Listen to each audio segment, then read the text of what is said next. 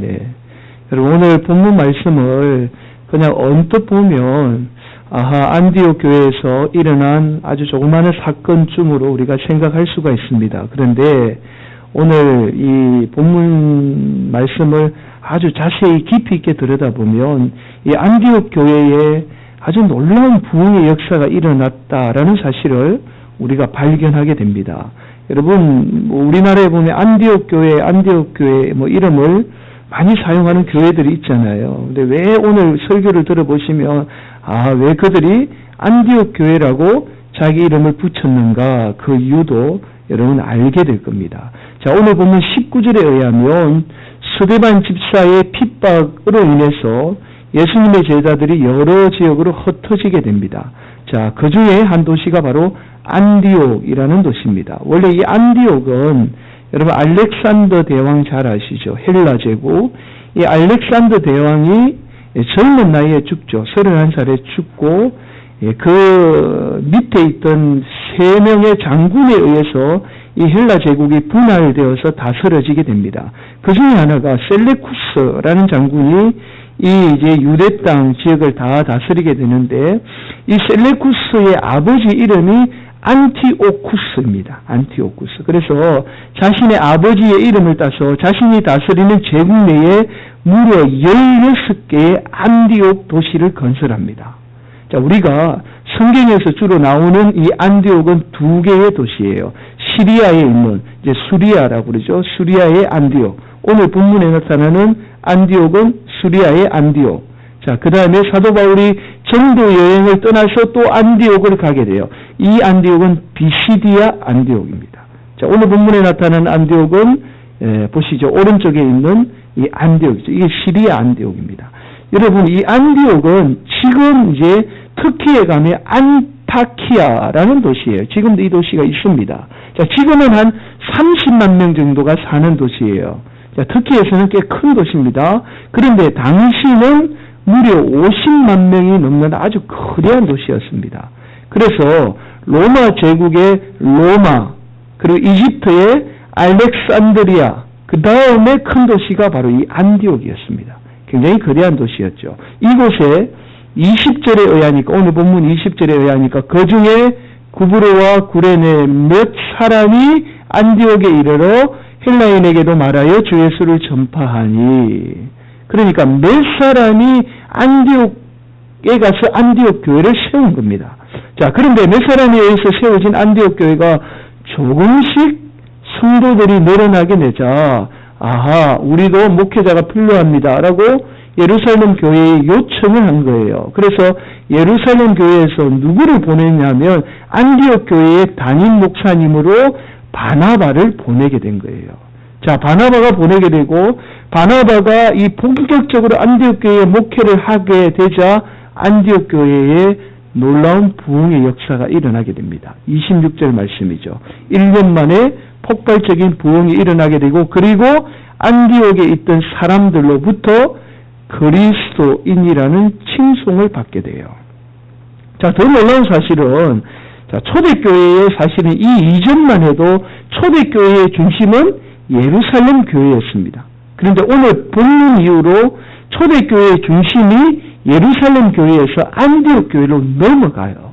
그리고는 이 안디옥 교회가 얼마나 부흥했던지, 자, 29절 한번 보실까요?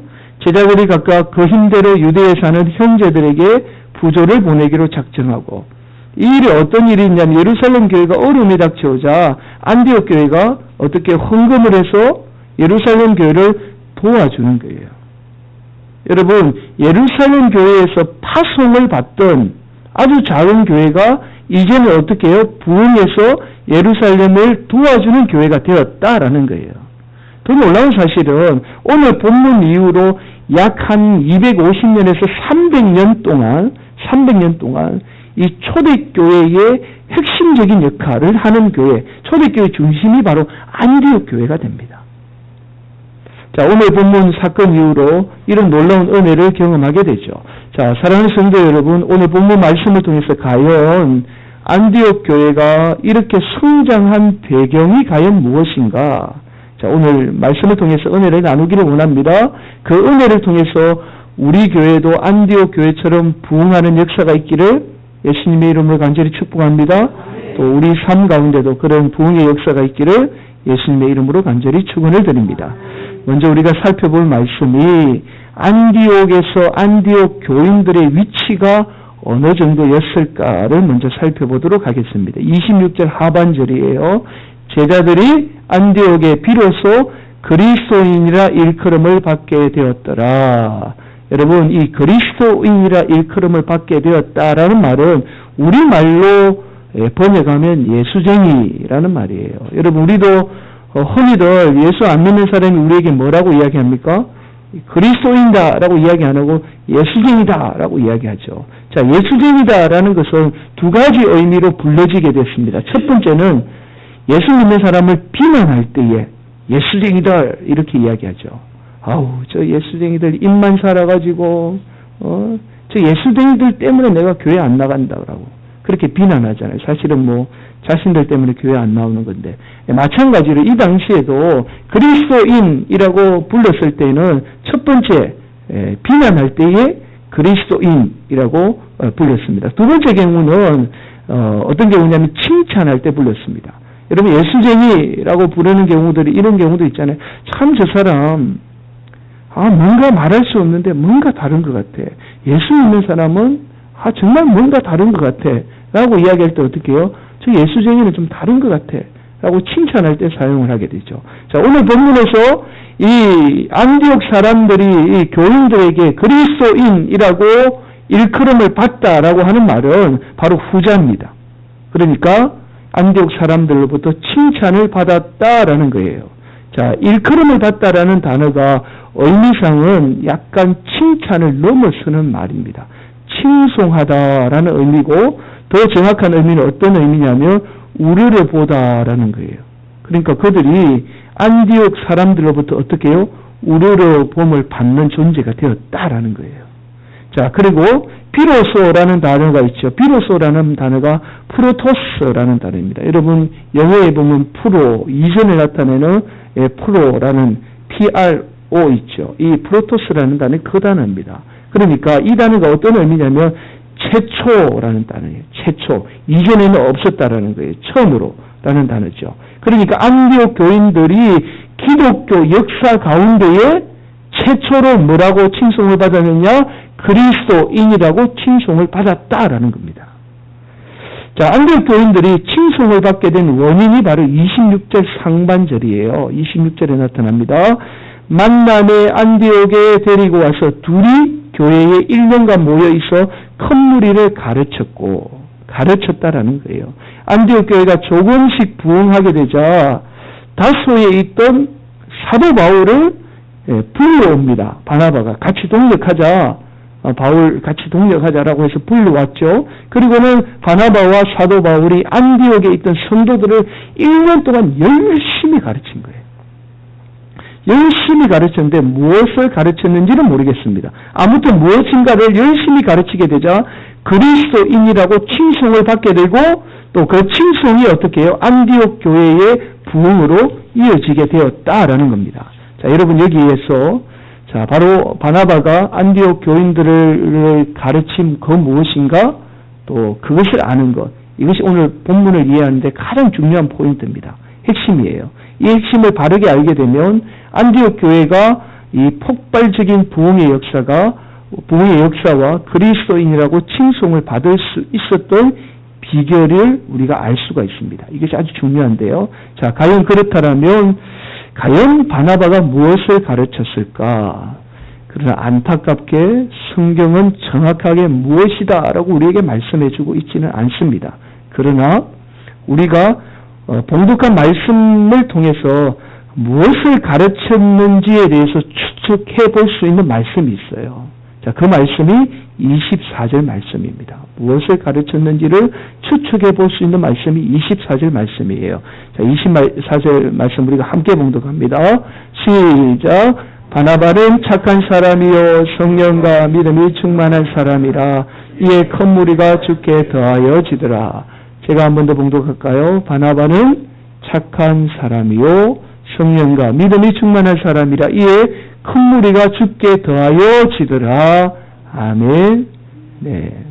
자, 24절 말씀에서 우리 성경에 번역이 안 된 단어가 있어요. 우리 성경에 번역이 안 된 단어가 있습니다. 자, 제가 좀 어려운데 원어 성경을 좀 보여드릴게요. 헬라 원어 보면 이렇게 되어 있습니다. 제가 읽어드릴게요. 여러분 뭐 어려운 건 아니에요. 호티엔 아네르 아카도 스카이 프레레스 포뉴마 하기오 스카이 피스티스라는 말입니다. 그런데 빨간색에 보면 호티라는 단어가 번역이 안 된 거예요. 이 호티라는 말이 무슨 말이냐면 원인을 나타내는 왜냐하면 이라는 뜻이에요. 자, 그러면 이 말을 어순을 좀 바꿔보면 원인이 뭔지를 알 수 있어요. 다음 PPT 한번 보면 어순을 바꿔서 제가 한번 번역을 해보면 이렇게 번역했습니다. 큰 무리가 죽게 더하여지더라. 그러니까 부흥하더라. 왜냐하면 바나바는 착한 사람이요 성령과 믿음이 충만한 사람이기 때문이더라. 이런 말이에요. 왜냐하면 착한 사람이고 성령과 믿음이 충만한 사람 때문이다. 라는 말이죠. 부흥한 이유가. 자, 24절을 이렇게 해석해보면 안디옥 교회가 부흥하게 된 원인을 세 가지로 요약할 수 있죠. 첫 번째, 착한 사람. 그 다음에 성령 충만. 두 번째, 믿음 충만이라는 사실을 발견할 수 있습니다. 자, 바나바가 착한 사람이었고 이 착한 사람은 다른 말로 굿맨, 좋은 사람이라는 뜻이에요. 자, 성령과 믿음이 충만한 사람이었습니다. 그래서 안디옥 교회가 부흥하게 되었습니다. 자, 그러면 바나바가 안디옥 교인들에게 뭘 가르쳤겠습니까? 뭘 가르쳤을까요? 자, 부흥하게 자기가 가지고 있는 부흥의 요소가 있으니까 그것을 가르쳤겠죠. 네, 이해가 되십니까? 착한 사람, 성령 충만, 믿음 충만을 당연히 누구에게? 안디옥 교인들에게 가르치게 되었던 겁니다. 자, 그런데 성령 충만이나 믿음은 여러분 잘 한번 보세요. 성령 충만이나 믿음은 어디에 필요한 거죠? 교회에 필요한 겁니다. 교회 안에 우리가 신앙생활할 때에 반드시 필요한 요소죠. 반면에 착한 사람은 물론 교회 안에 필요한 요소이지만 어디를 향해 있냐면 세상을 향한 거예요. 착한 사람은. 교회에서 신앙생활에 필요한 요소이기도 하지만 어디냐면 세상을 향한 거죠. 자, 바로 안디옥 교인들이 안디옥에 있는 수많은 사람들에게 그리스도인이라고 칭송을 받게 된 원인이 안디옥 교인들이 어떤 사람? 착한 사람이었다라는 거예요. 여러분, 바나바가 바로 안디옥 교인들에게 이것을 가르친 거예요. 착한 사람, 세상으로부터 착한 사람으로 인정받아야 한다. 어떠한 일이 있어도 우리는 세상 사람들로부터 비난받는 사람이 아니라 착한 사람으로 인정받아야 한다. 이것을 먼저 가르친 거예요. 그리고는 함께 가르친 게 뭐죠? 성령 충만, 믿음 충만을 가르친 거예요.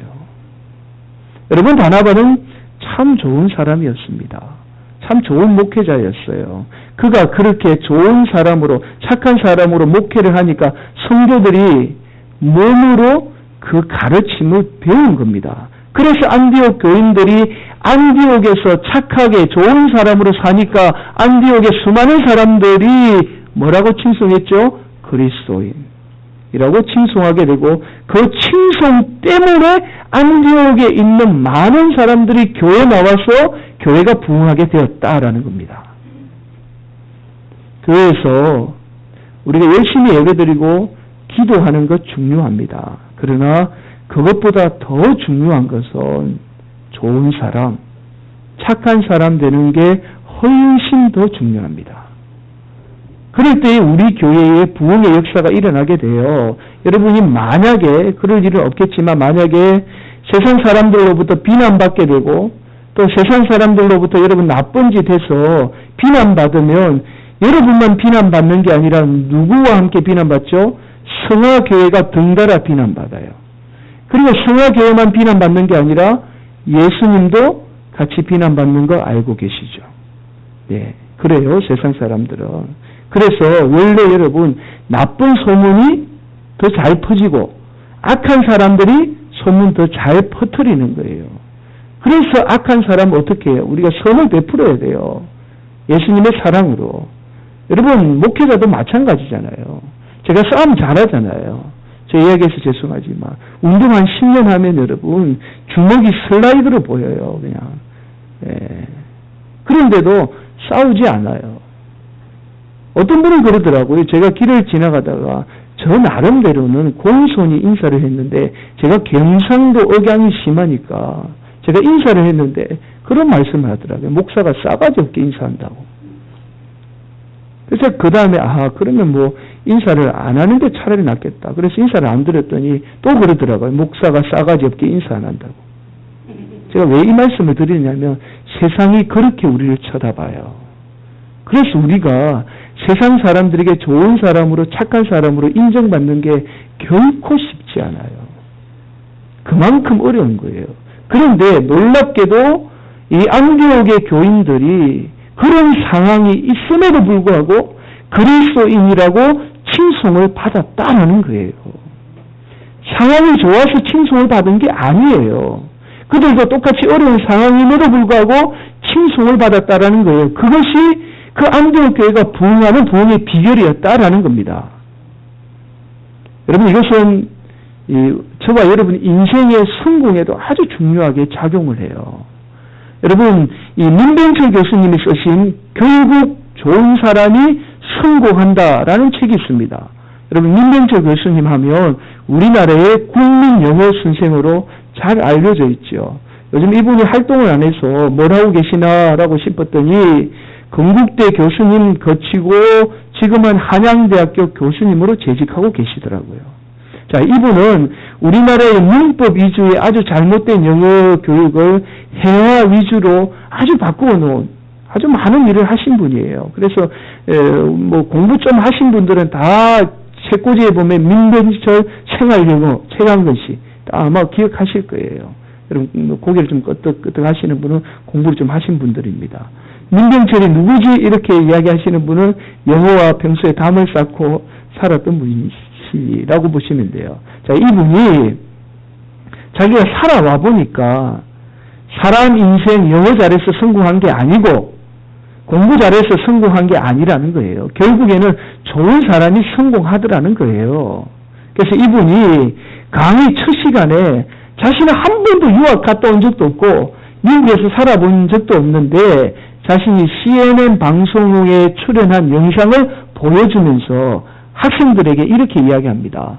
자기가 영어에 대한 달란트가 있어서 영어를 좀 잘했는데 영어 때문에 고통당하고 어려운 사람들을 보면서 내가 어떻게 저들에게 좀 도움이 될까, 좀 도움을 줄 수 있을까라고 노력하고 애쓰다 보니까 지금의 흔히 말하는 성공의 자리에 와 있더라는 거예요.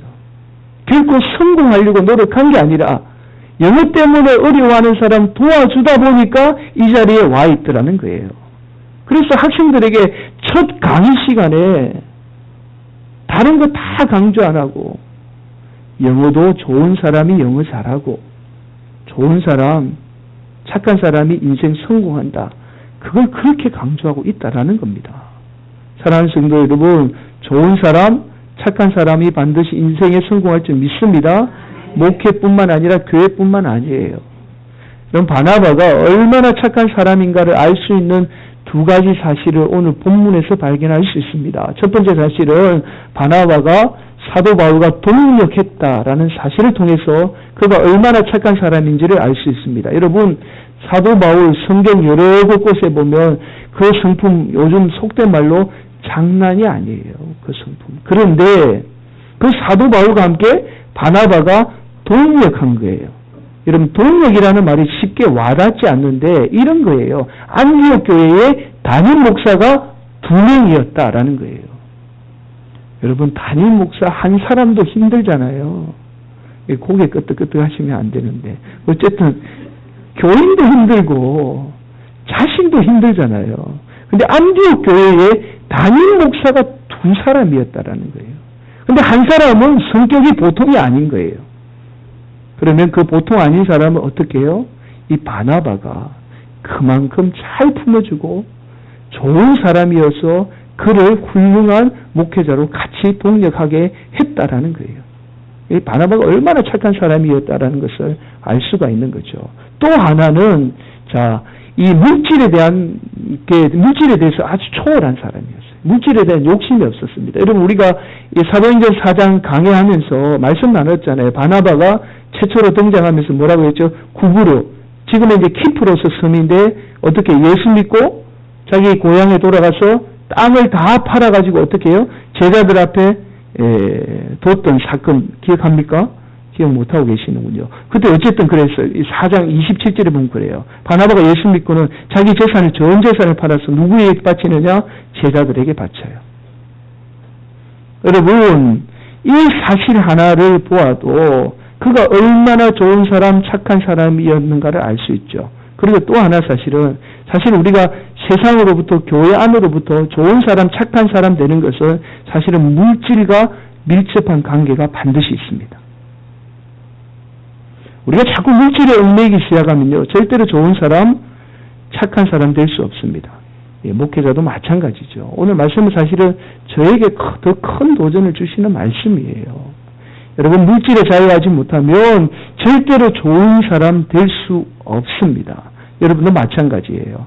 여러분, 그 대표적인 인물이 구약 성경의 이삭이에요. 이삭. 여러분, 이삭 우리가 이전에도 살펴봤지만 우리가 성경을 한번 찾아볼게요. 창세기 26장 12절. 이게 너무 중요한 말씀이니까 제가 한번 찾아보고 오늘 말씀을 좀 정리할까 합니다. 창세기 26장 12절 말씀. 네, 한번 볼까요? 함께 봉독합니다. 창세기 26장 12절 말씀. 함께 봉독할까요? 다 찾으셨죠?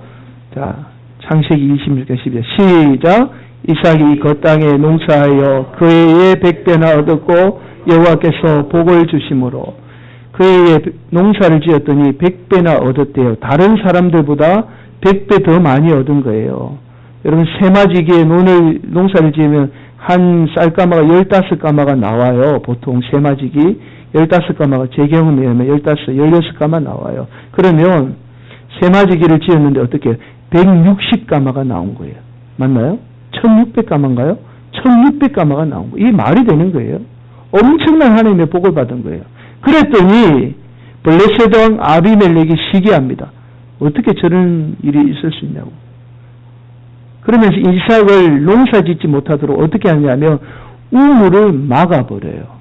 26장 14절 15절 말씀 제가 봉독합니다. 한번 볼까요? 창세기 26장 14절 15절 눈으로 따라오시죠.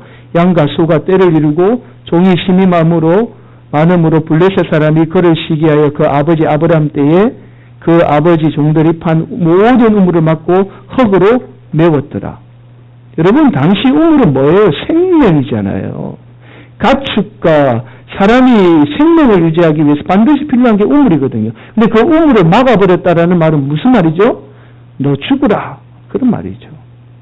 자, 그래서 이번에는 이 이삭이 어디로 가냐면 19절 20절 다시 따라오시죠. 이삭의 종들이 골짜기를 파서 샘 근원을 얻었더니 그날 목자들이 이삭의 목자와 다투어 이르되 이 물은 우리의 것이라 하며 이삭이 그 다툼으로 말미암아 그 우물 이름을 에색이라 하였으며. 자, 이번에는 그날 목자들이 시비를 건 거예요. 그래서 다시 우물을 파요. 22절 볼까요? 이삭이 거기서 옮겨 다른 우물을 팠더니, 여러분, 이쯤 되면 이삭이 얼마나 착한 사람인지를 알 수가 있습니다. 이보다 더 착한 사람 없습니다, 여러분. 다 양보한 거예요. 생명까지도 양보할 정도로 다 양보한 겁니다. 여러분, 왜 양보했는지 아십니까? 자, 이게 중요해요, 여러분. 여기서 중요한 이야기가 나옵니다. 세상 사람들은 이삭이 잘된 게 우물 때문이라고 생각해요. 우물 때문에 이삭의 농사가 잘 됐다라고 해서 그들이 눈에 보이는 우물에 집착을 한 거예요. 그런데 여러분, 성경 말씀은 이삭이 100배나 복을 받은 비결이 우물 때문이 아니라, 물질 때문이 아니라, 22절 다시 보실까요? 하반절. 이제는 여호와께서 우리를 위하여 넓게 하셨으니 이 땅에서 우리가 번성하리로다. 누가요? 여호와께서. 12절 제가 다시 봉독할게요. 12절 한번 볼까요? 이삭이 그 땅에 농사하여 그 해에 100배나 얻었고 여호와께서 복을 주심으로 아멘 할 때까지 할 거예요. 여호와께서 복을 주심으로. 복은 누가 주신다고요? 하나님이 주시는 거예요. 왜 이삭에게 하나님이 복을 주셨을까요? 착하고 좋은 사람이기 때문에. 그래서 그가 복을 받은 거예요. 세상 사람들은 우물에 집착하죠. 물질에 집착한다고요. 그래서 그 물질이 자신을 행복하게 해줄 거라고, 물질이 복을 줄 거라고, 100배의 결실을 임할 거라고 그렇게 생각해요. 그러나 하나님은, 이삭은 누구에게 집착했죠? 하나님께 집착한 거예요. 하나님이 복을 주시니까 말할 수 없는 100배나 되는 복을 누리게 된 거예요. 사랑하는 성도 여러분, 좋은 사람, 착한 사람에게 하나님 반드시 복 주십니다. 그 교회 반드시 부흥해요. 좋은 목회자, 착한 목회자 있는 교회에 반드시 부흥합니다. 사랑하는 성도 여러분, 좋은 사람 되시기를 예수님의 이름으로 간절히 축복합니다. 우물에 연연하면, 여러분 한번 보세요. 우물에 연연하면 어떻게 됐죠? 다툼이 일어나요. 다툼이. 교회 안에 다툼이 일어나요. 그래서 우리가 우물에 연연해서는 안 됩니다. 우물에 초월하면 여러분 좋은 사람 칭송받게 되고, 우리 교회도 좋은 교회라고 칭송받게 되고, 그래서 수많은 이 마포구에 있는 사람들이 죽게 나오는 부흥의 역사가 임하게 되는 거예요. 오늘 이 말씀을 하나님이 안디옥 교회를 통해서 우리에게 주시고 있습니다. 사랑하는 성도 여러분, 우리 교회가 이 지역에 칭송받아서 안디옥 교회처럼 부흥하는 역사가 임할 줄 믿습니다. 여러분 인생 복받는 인생 될 줄 믿습니다. 좋은 성도들 되시기를 예수님의 이름으로 간절히 축복합니다.